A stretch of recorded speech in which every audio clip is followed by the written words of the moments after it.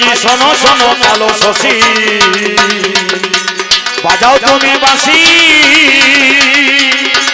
বাঁশির সুরে পাগলিনী মন হয় উদাসী বাঁশির সুরে কত মনে বাজায় বাঁশি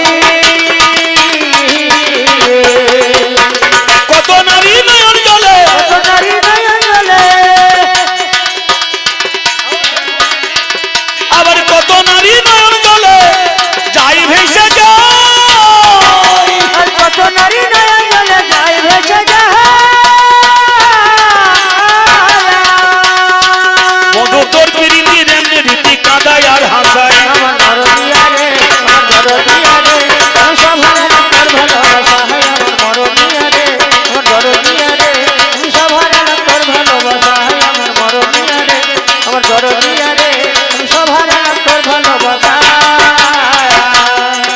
ওই ভোর হলো তোর খুলে দে মাঠের দিকে যাই বাঁশি হাতে কৃষ্ণ দেখি যাই গোঠে আর বাঁশি হাতে কৃষ্ণ দেখে যাই গোষ্ঠ যায় ওই ভোরে হলো তোর খুলে দে মাঠের দিকে যাই বাঁশি হাতে কৃষ্ণ দেখি যাই গোঠেতে যাই আর বাঁশি হাতে কৃষ্ণ দেখে যাই গোষ্ঠ যায় আবার মেঘের গলে বিদ্যুৎ যেমন ঝলকে মিলা গলে বিদ্যুৎ যেমন ঝলকে মেলা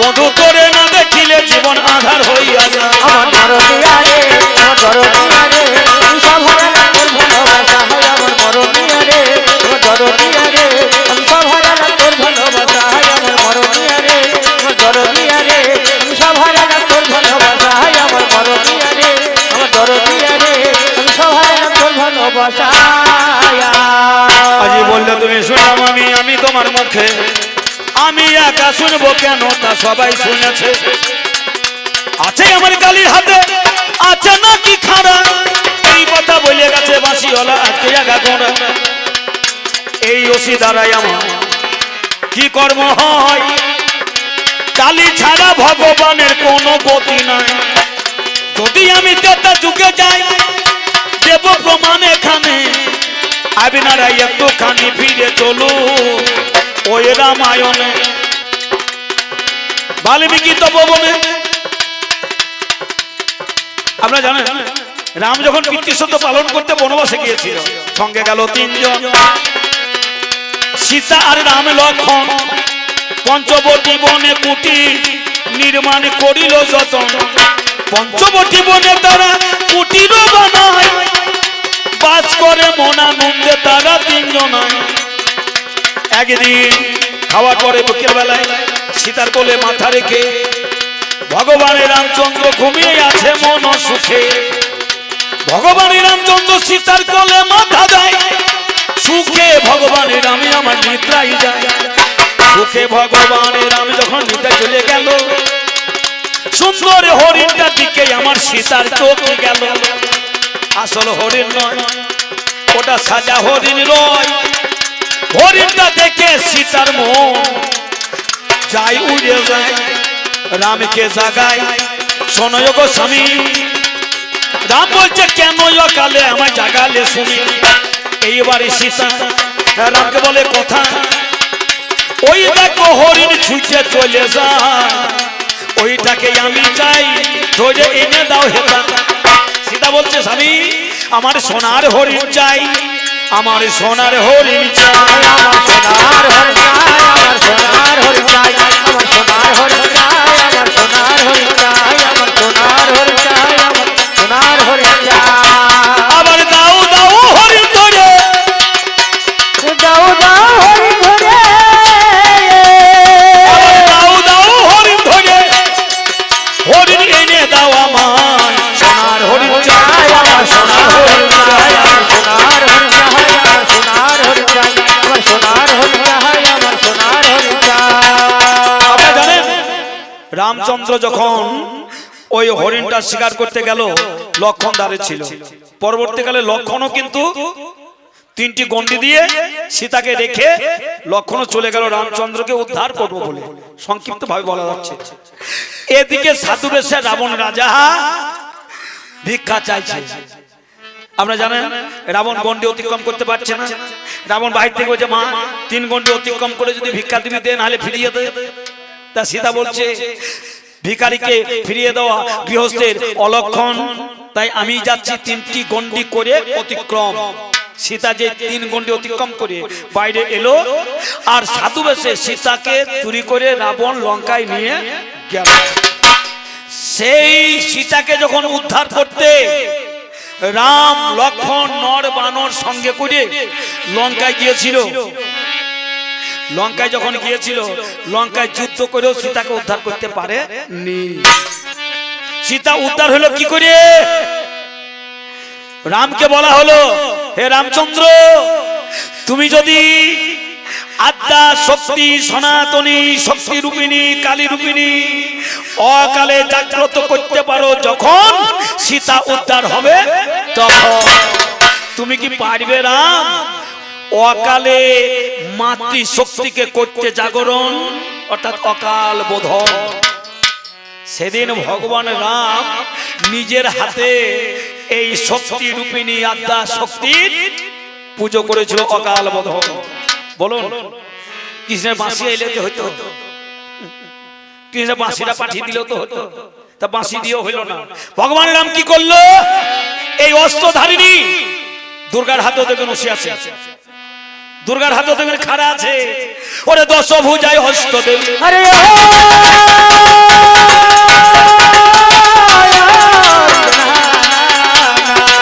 নানা অস্ত্রে বিভূষিতা অষ্টদশভুজা, নানা উপচারে মাগো সবাই করে পূজা। অসিধারিণী তিলকধারিণী ত্রিশূলধারিণী খড়গধারিণী অস্ত্রধারিণী বোধন করিয়েছিল না, জানেন জ্ঞানী গুণে অস্ত্রধারিণীর পূজা করে।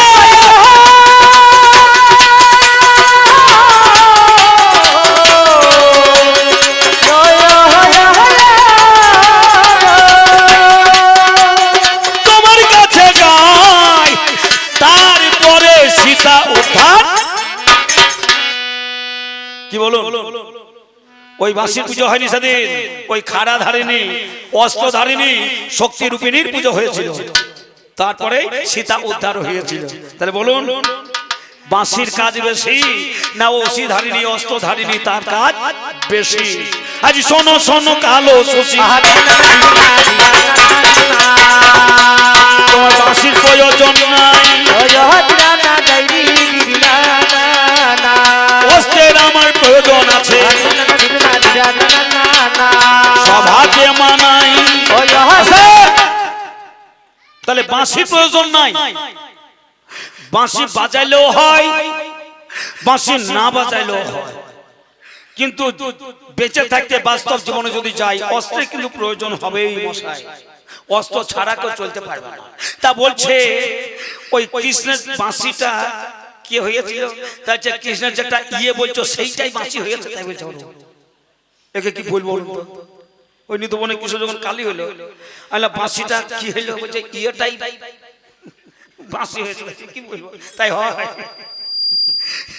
কথাকার কথা কিভাবে বলছে মশাই, বুঝতে পারা বড় ভাই। শোনো শোনো শ্যামরাই, তোমার কাছে বলে যাই,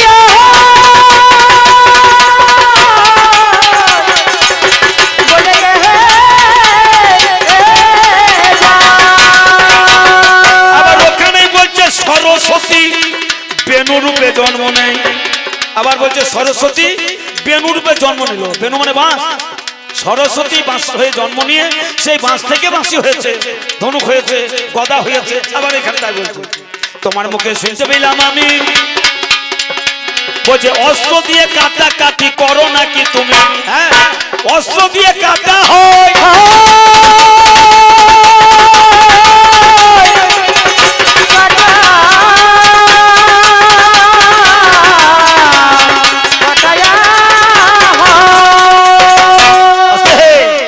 বলছে মায়েরা কাটে, মায়েরা কাটে, মায়েরা কাটে আর কাটা যায় কারা? মায়েরা কাটছে আর কাটা যাচ্ছে কারা? ওইখানে প্রশ্ন করে বলছে তুমি যে কাটাকাটি করছো অস্ত্র দিয়ে, তা শিশু চলে গেল, শিশুকাল গেল, যৌবন যখন এলো কাটাকাটিতে আবার বেঁচে থাকার ব্যবস্থা কিছু হলো? এখানে একটা প্রশ্ন করছে আধ্যাত্মিক, কাটাকাটি কেমন কথা? আমি একটু বলে যাই বলে বলে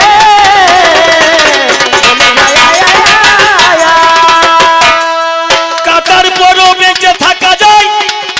আপনারা শুনুন মহাশয়, কাটে কিসের দ্বারাই? অস্ত্র তো এক ধরনের হয় না মশাই, অস্ত্র অনেক রকমের হয়। আবার আর একটা অস্ত্র আছে যার নামে সুদর্শন। একটুখানি চিন্তা করা যায়, সেই দিনের কথাই আমি একটু বলতে চাই। চলুন রামায়ণের পাতায়। ওই যে বললাম ওই কাটা যাচ্ছে কিভাবে, দেখুন ওর কথাতেই ধরে আসছি। কংসের কারাগারে দৈবকে উদরে কৃষ্ণ যখন জন্ম নিল, কৃষ্ণ বাবা বসুদেব কৃষ্ণকে মাথায় করে যমুনা পার হইতে গেল, আর যমুনার জল উতাল পাতাল ঢেউ যখন হতে লাগলো, আর মাথার কৃষ্ণ যমুনায় পড়ে গেল। এখানে ঘটনাটা কি হলো? বসুদেব কে বলুন তো? আপনারা সবাই বসুদেব, যত পিতা ততই বসুদেব আগে। হ্যাঁ, তাহলে আমরা যতজন জনক ততজনই বসুদেব। কৃষ্ণ থাকে কোথায়? বাবার মাথায়। বসুদেব মাথায় কৃষ্ণ থাকে। কৃষ্ণকে মাথায় করে আমরা কোথায় যাই? যমুনা পার হইতে যাই। এই নদীটার নাম হচ্ছে যমুনা। কেন? যে নদীতে জম করে আনাগোনা সেই নদীর নাম হচ্ছে যমুনা। যমুনা নাম এমনি এমনি হয়নি বাবা, যে নদীতে জম করে আনাগোনা সেই নদীর নাম হচ্ছে যমুনা। তাহলে এই যমুনা দেখতে গেলে বৃন্দাবন যেতে হবে। এ যমুনা ঘরে ঘরে আছে আগে। হ্যাঁ, ঘরে ঘরে যমুনা নদী আছে। যম শব্দ হচ্ছে কাম। যম শব্দে কাম। কাম যখন অস্ত্র ধরে দাঁড়িয়ে যায়, তখন মাথার কৃষ্ণকে নিয়ে আমরা যমুনায় পার হইতে যাই। আর যমুনা যখন পার হইতে যাই, যমুনার জল উতাল পাতাল বইয়ে যায়, আর নাকে মুখে জল ঢুকে কামের দ্বারাই মাথার কৃষ্ণ ওই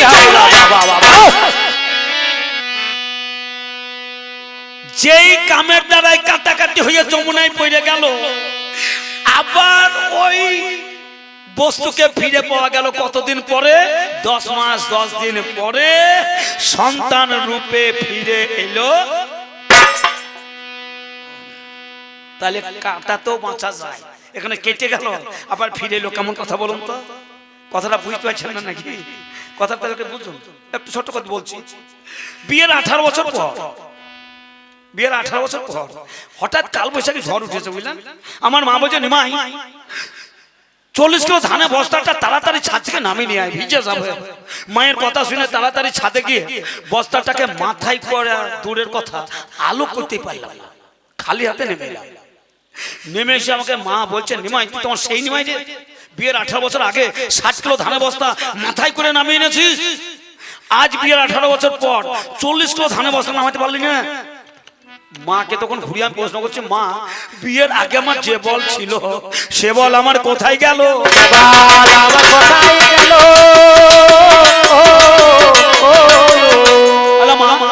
বিয়ের আগে আমার যে বল ছিল সে বল আমার কোথায় গেল? মা উত্তর দিল, কি বলছে? বলছে তোর বউকে গিয়ে সুধারে।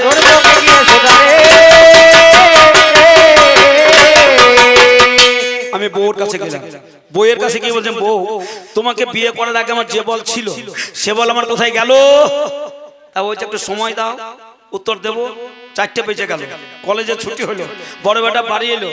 আমার বউ মানে আমার বেটার মা বলছে, অভিজিৎ তোর বাবা ধানে বস্তাটা নামাইতে পারেনি, নামিয়ে নিয়ে আয় তো। ছেলেটা ছাদে গিয়ে বস্তাটা মাথায় করে এনে আমার পায়ের কাছে হরাম করে নামিয়ে দিল। আমি বউকে বলছি, ও বউ আমার প্রশ্ন কি ছিল? তোমাকে বিয়ে করার আগে আমার যে বল ছিল সে বল আমার কোথায় গেল? তা বউ বলছে, বুঝতে পারছো না, তোমার ওই বল গিয়েই তো এই বলে ধানের বস্তা নিয়ে এলো। কথা বুঝতে পারছেন? তাহলে কাম অস্ত্রে কাটা গেল, শুক্র রূপে গেল, আর পুত্র রূপে ফিরে এলো।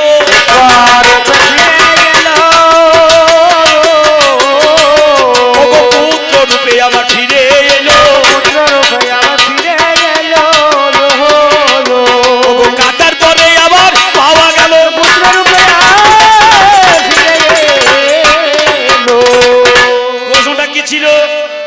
শৈশব গেল, বার্ধক্য গেল, যৌবনে কাটার পরে কি হইলো? পুত্র পাওয়া গেল, কন্যা পাওয়া গেল, লাভই তো হইল ভাই। আমি তোমার কাছে বলে যাই, লাভই তো হলো ভাই।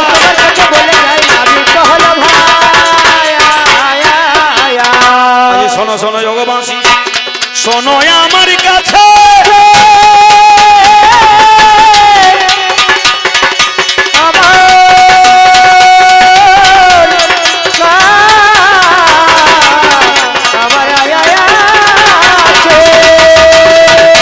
তোমার কাটাতে কি সৃষ্টি রেখেছে? না কাটলে সৃষ্টি রক্ষা হবে না। ওর প্রশ্ন ছিল যে তুমি যে কাটছো, কাটার দ্বারাই কি সৃষ্টি রক্ষা হয়? হ্যাঁ, কাটাতেই সৃষ্টি রক্ষা হয়। যদি না কাটে ভাই, সৃষ্টি বন্ধ হয়ে যাবে, ধ্বংস হবে প্রায়। সৃষ্টি করতে গেলে কামরূপ খেলাতে কাটতে হবে।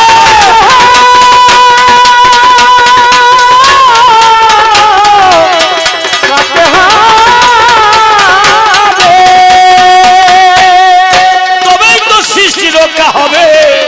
জানাই তা সভাতে অস্ত্র অস্ত্র কত অস্ত্র, আমি একটু বলে যাই, ঘরেই আছে কেমন অস্ত্র শুনুন তা সবাই। যাকে বলে সুদর্শন, আপনারা দেখেছেন সুদর্শন, ওই কৃষ্ণের হাতে আছে ওই সুদর্শন নাকি? ওটা সুন্দর নয়। কৃষ্ণের হাতে যে অস্ত্র সুদর্শন, ওটা সুন্দর নয়, ওটা তো চক্রাকারে ঘোরে। আসলে সুদর্শন কাকে বলে আমি একটু বলে যাই, আপনাদের চোখে আঙুল ভরে দেখাবো আজকে সবাই। চলুন ফিরে যাই লঙ্কায়,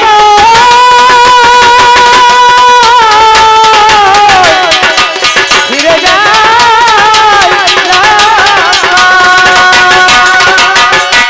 রাবণ সীতাকে যখন করেছে হরণ, রাম রাবণে যুদ্ধ হয়েছিল লঙ্কায় ভীষণ। সেদিন সেনাপতি গেল লক্ষণ, আরে রাবণ পাঠালো এমন একটা সেনাপতি, শুনুন জ্ঞানী জন। রাম রাবণ যখন লঙ্কায় যুদ্ধ হচ্ছে, রামপক্ষের সেনাপতি লক্ষণ, আর রাবণ এমন একটা সেনাপতি পাঠিয়েছে জানেন, ওই সৈন্য কোনো অস্ত্র লাগছে না, এমন একটা সেনাপতি পাঠিয়েছে রাবণ। কোনো অস্ত্র লাগে না, দৈহিক শক্তি লাগে না। ওই সেনাপতি যদি একবার চোখ খুলে তাকায়, হাজার হাজার সৈন্য পুড়িয়ে হয়ে যায় ছাই।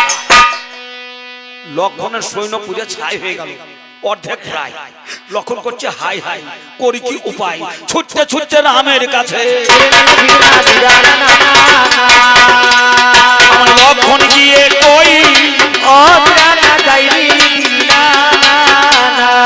লক্ষণ বলছে দাদা গো, ও দাদা। লক্ষণ বলছে দাদা। রাম বলছে কি হলো?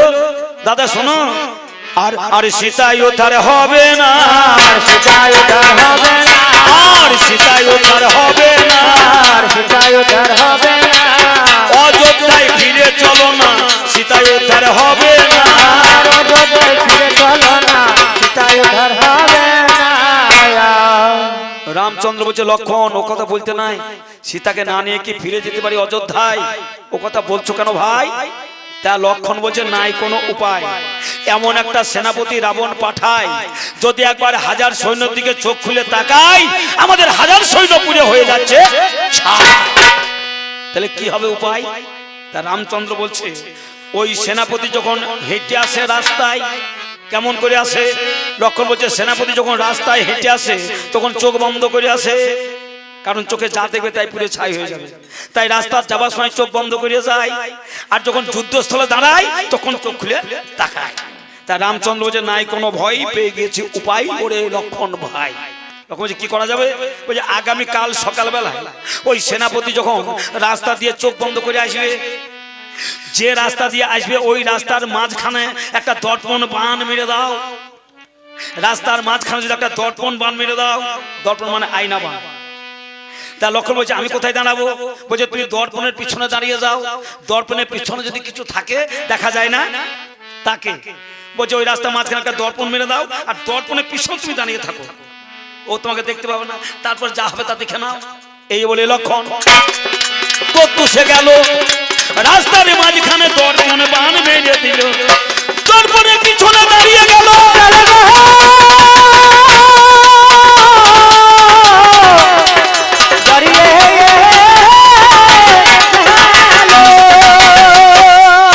দর্পণের পিছনে দাঁড়িয়ে যায়। এইবারে সেনাপতি চোখ বন্ধ করে যাই, চলে যায় রাস্তায়। চোখ বন্ধ করে যেতে যেতে ধাক্কা লেগেছে দর্পণ বানেতে। চোখ বন্ধ করে যেতে যেতে রাস্তার মাঝখানে দর্পণে ধাক্কা। আর এ দেখছে কিছু থাকে না, রাস্তা থেকে ফাঁকা। আজ যাচ্ছি একা, কিসে লাগলো ধাক্কা দেখি তো বলে যে চোখ খুলে তাকিয়েছে আর দর্পণে নিজের প্রতিচ্ছবি নিজেই দেখেছে। আর যেই নিজের ছবি নিজে দেখেছে আর নিজে নিজেই ভস্ম হয়ে গেছে। এর নাম হচ্ছে ভস্মলোচন। এই যে ভস্মলোচন বধ হইলো কোন অস্ত্রের দ্বারাই? দর্পণ। আপনারা দর্পণ দেখেছেন, এটা একটা বিরাট অস্ত্র। এ দর্পণ আছে কোথায়? রাস্তার মাঝখানে। এই রাস্তার মাঝখানে দর্পণ থাকে। চলে যান, এই যে পা থেকে সোজা চলে আসুন, পা থেকে সোজা আসতে থাকুন, আসতে থাকুন, ঠিক মাঝখানে থেমে যান। ওই মাঝখানে আছে দর্পণ। ওই দর্পণে যেই চোখ পড়ে যায়, ওরে আমার ঠাকুর দাদা ঘন্টা ঢুকে উঠুন কাদা, কত দাদা ভস্ম হয়ে যায়। এটাও একটা অস্ত্র। এইখানে কাটাকাটি হয়।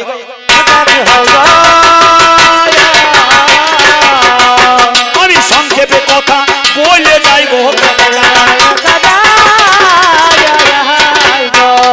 তোমার যাহা বলা ছিল আমার বলা গেল, তোমার যাহা বলা ছিল আমার বলা গেল।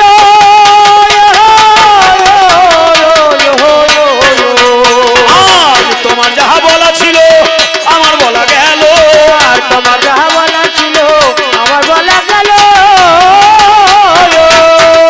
বলতে বলতে রাত্রি 8টায় আমার হতে গেল, আর বলতে বলতে রাত্রি 8টায় আমার হয়ে গেল। ও গো সত্য যেটা দাপর কলি অস্ত্রই আমার চাই, সত্য যেটা যাবর বলি অস্ত্রই আমার চাই। অস্ত্র ছাড়া হবে না সৃষ্টি তোমায় বলে যাই, আর অস্ত্র ছাড়া হবে না সৃষ্টি তোমায় বলে যাই। বলে অস্ত্রে কাটাকাটি করে তোমার এমন কি বড় অবদান আছে? কাটাকাটি করে বড় অবদান কি বলুন তো? নারায়ণের কানের ময়লা থেকে 2 দৈত্যের জন্ম হলো। মধু আর কৌটব নাম। তখন মাটি ছিল না বাবা, কেবল জল ছিল। আর জলের উপরে ভটভদ্রে নারায়ণ ভেসেছিল। নারায়ণের কানের ময়লা থেকে 2 দৈত্যের জন্ম হলো, মধু আর কৌটব। মধু কৌটবের সাথে নারায়ণের যুদ্ধ হলো। আর যুদ্ধের পরেই নারায়ণ এই হাতকে অস্ত্র বানিয়ে ওদের শিরচ্ছেদন করে দিল। যেই মাথা কেটে দিল, ওদের মেদ জলের উপর পতিত হলো। আর ওই মেদ জলে পতিত হয়ে এই মেদিনী, এই মাটির জন্ম হলো। আর মাটির জন্ম হলো বলেই তো পৃথিবী এলো, কাটলো বলেই তো হলো। ওইখানে যদি হাতকে অস্ত্র বানিয়ে না কাটতো তাহলে পৃথিবী হতো, জীব সৃষ্টি হতো। তাহলে এই অস্ত্রের দ্বারাই কাটার অবদান মেদিনী মেদিনী মেদিনী জানেন যত জ্ঞানী গুণী মেদিনী মেদিনী যত জ্ঞানী গুণী মেদিনী এই যে আপনাদের হাতে শাঁখা আছে, লোহা আছে, বালা আছে, এইগুলো যদি অস্ত্র দিয়ে কেটে তৈরি না করতো তাহলে আপনাদের হাতে কি আসতো? মা এ কি বাঁশিতে করেছে গো? হ্যাঁ, এই যে আপনার অলঙ্কার গুলো পরে আছেন, এগুলো বাঁশির দ্বারাই হয়েছে না অস্ত্রের দ্বারা কেটে কুটে তৈরি করেছে বলুন তো? এই যখন আসবে বাঁশিওয়ালা, চেপে ধরবেন ওর গলা, বেরিয়ে যাবে বাঁশিওয়ালা। বাঁশিটা কি হয়? বাঁশি খাওয়া হয় না সরষের তেলের মতো গায়ে মাখা হয়, না বালিশের মতো মাথায় দিয়ে ঘুমানো হয়? বাজালে বা কি হয়? বাঁশি না বাজালে আর কাটাকাটি ছাড়া কিছুই হবে না, হবে না। আজ শোনো তুমি আজ আলোচনা, হবে না, ও একটা কথা বলে গেল যে কুরুক্ষেত্র যখন যুদ্ধ শুরু হতে গেল, পঞ্চজন্য শঙ্খ ফু দেওয়া হলো। পঞ্চজন্য শঙ্খ ফু দিয়েছিল। হ্যাঁ, পঞ্চজন্য শঙ্খটা যখন তৈরি হয়েছিল, তৈরি করতে গিয়ে অস্ত্র লাগেনি, ওই বাঁশিতে করেছিল নাকি? শাঁখ থাকলে কি শাঁখ বাজবে? ফুটো করতে হবে, সাইজ আনতে হবে, তারপর ফু দিয়ে বাজবে নাকি বলছে? পঞ্চাশ জন শঙ্খ কেটে কুটে করা হয়েছে, তোমার বাঁশিতে হয়নি, তোমার বাঁশিতে হয়নি। ওসি আনে যুদ্ধ আর বাঁশি আনে শান্তি। আচ্ছা, যুদ্ধের পরে শান্তি না শান্তির আগে যুদ্ধ কোনটা? আগে যুদ্ধ তারপরে শান্তি। যুদ্ধ ছাড়া শান্তি হয়? বিচার করুন।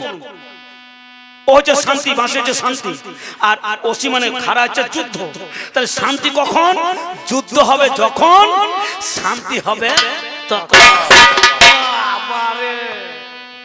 যুদ্ধ করার জন্য ব্যস্ত, খাবারে মন নাই, টিভিতে মন নাই, বাবার কথায় কান নাই, মায়ের কথায় কান নাই, মানে যুদ্ধ করার জন্য ব্যস্ত। তা যখন যুদ্ধ করতে যাবে দেখবেন বাপরে আমদানি, বাপরে লাফানে, বাপরে ছুটনে, বাপরে ফুটনে, কিছুক্ষণ পরেই দেখবেন হাঁপানি। যদি বলা হয় আরেকবার যুদ্ধ করো তো বলো ওম শান্তি, ওম শান্তি, আজ আর হবে না। তাহলে শান্তি কখন হইল গো? যুদ্ধের পরেই শান্তি হইল।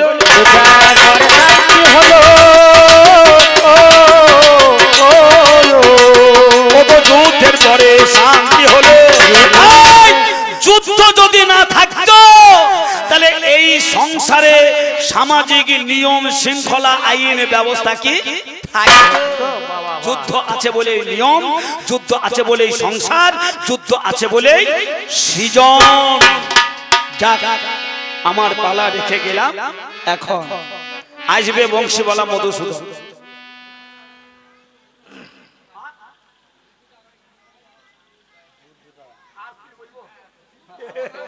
ওই যুদ্ধটাকে বলছে একটু খুলে বলতে হবে, যুদ্ধ আমার কেমন হয় আমি একটু বলে যাই, বলে বলে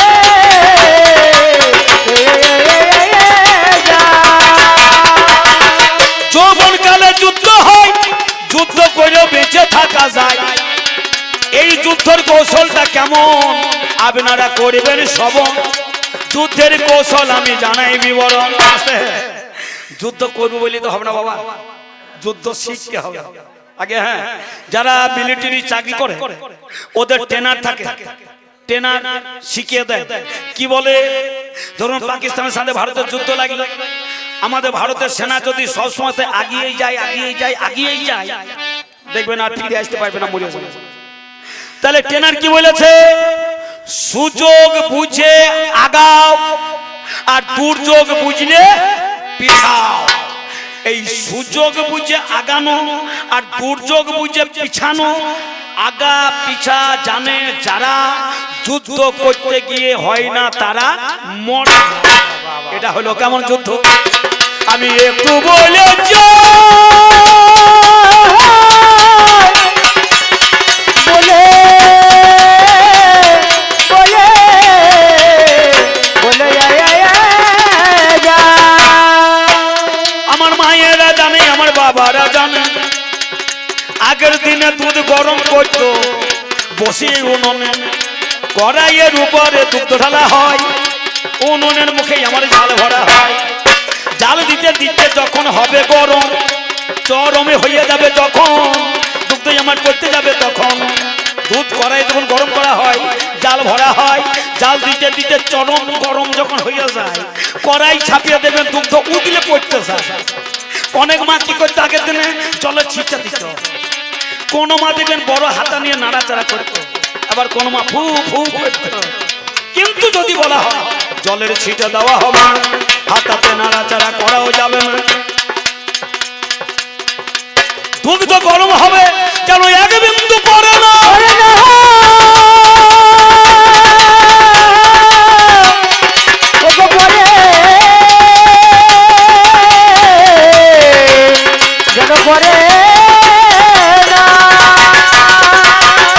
কোন কৌশলে গেলে একটুখানি জানাই বলে উনুনের উপরে দুগ্ধ দিয়ে জাল দাও ধীরে ধীরে। দুগ্ধ যখন আমার গরম হয়ে পড়ে, জাল দিতে দিতে চরম যখন হবে গরম, হুঁশিয়ার মায়েরা সিগন্যাল বুঝতে পারে তখন। চরম গরম যখন হয়ে যায়, জালটাকে ভেতরে না দিয়ে বাহির করে ধরতে হয়। চরম যখন গরম হয়ে যাবে, দুগ্ধ যখন ছাপাতে যাবে, জালার ভেতরে ভরবেন না, বাইরে ধরে থাকুন, ধীর থাকুন, চুপ থাকুন, ধৈর্য রাখুন। যে দুগ্ধটা পড়তে যাচ্ছিল আবার আস্তে আস্তে নেমে যাবে কড়াইয়ের তলায়। আবার জাল দেওয়া শুরু করুন, নাই কোনো ভয়। আবার চরম গরম হয়ে যাবে যখন, দুধ পড়তে যাওয়ার সময় হবে গো যখন, আবার জালটাকে বাহির করে ধরতে হবে, ধৈর্য রেখে স্থির থাকতে হবে। এইভাবে জাল ভরা বাহির করা। যেজন আমার জানে যুদ্ধ করতে গিয়ে মরবে না তারা প্রাণ। আর খুলে বলতে হবে কেন? আর খুলে বলতে হবে কেন? খুলে বলতে হবে কেন? আগম নিগম অবশ্যই জানে। আর খুলে বলতে হবে কেন? এবার রাখি রাখি পালা রাখি, আজ বাঁশি কি বলে দেখি, বলবে মধুর কথা, মানিয়ে যাবে জ্ঞানী শ্রোতা, আমার দূরে যাবে ব্যথা। এবার বাঁশির মুখে কথা শুনুন। সুন্দর পরিবেশন করছে গান। তুফান বিশ্বাস নাম আছে সুনাম, দেশ বিদেশে সারা পশ্চিমবাংলায় করেন উনি কবি গান। ওর মুখে শুনুন ভালো ভালো ব্যাখ্যান। এখানে থাকলো আমার দ্বিতীয় পালা, হয়ে যখন রাতের বেলা, এবার আসবে বংশীওয়ালা। একটা গান গাও।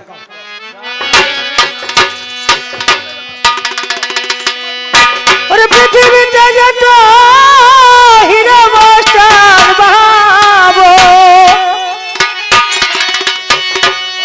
পৃথিবীতে যত হিরো মাস্টার বাবু, দেখো দেখো নারীর কাছে সবাই কাবু হে। ওহে কালা চাঁদ ধরো নারী খান, বিশ্ব খাই হাবু ডুবু হে, বিশ্ব খাই হাবু ডুবু হে।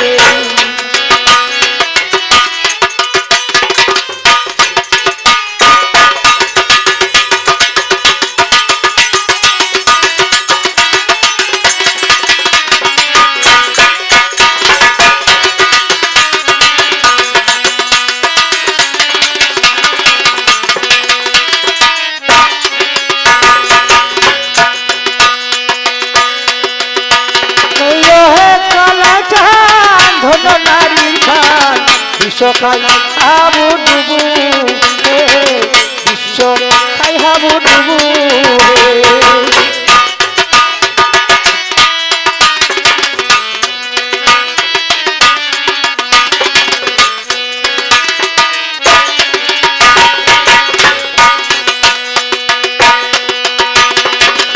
ওহে মনে চূড়া নারীর পায়ে ধরা,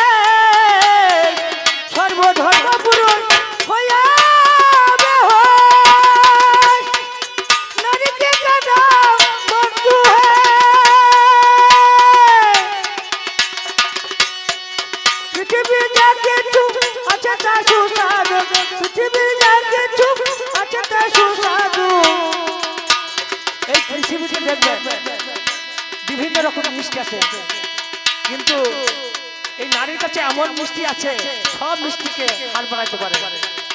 তাই বলছে আবার পৃথিবীতে কিছু আছে তা সুস্বাদু, পৃথিবীতে